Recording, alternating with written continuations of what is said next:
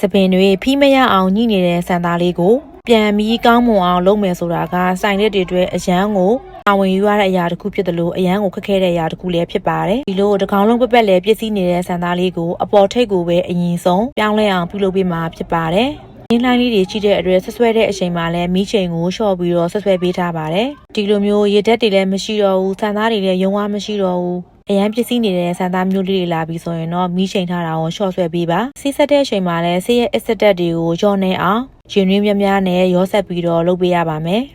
မီးချိန်ကိုဆွဲတဲ့အချိန်မှာလည်းစပင်တွေကိုအလွှာထူထူလေးနဲ့ပဲဆွဲပေးရပါမယ်လူတစ်ယောက်ရဲ့မျက်နှာမှာအရှိစပင်ရဲ့ပြောင်းလဲမှုကအရန်အရေးကြီးလို့ခေါင်းလုံးလို့ရှိပေမဲ့လည်းအရှိလေးကိုအရင်ဆုံးပြောင်းလဲမှုရှိအောင်ဆန်သားကိုစက်တဲ့အနေနဲ့အရင်ဆုံးပြုလုပ်ပေးထားတာဖြစ်ပါတယ်။အမှားတဲ့စပင်တစ်ခု hair style တစ်ခုရရှိဖို့ဆိုတာကစပင်သားရဲ့ပစ္စည်း level တွေကိုအရန်ကိုခန့်မှန်းတတ်ဖို့လဲလိုပါတယ်။ဒီဟာလေးကတော့တဘာဝဆက်ဆံလေးနဲ့ဆန်သားလေးကောင်းမွန်အောင်ပြန်ပြီးပြုပြင်ပေးထားတာဖြစ်ပါတယ်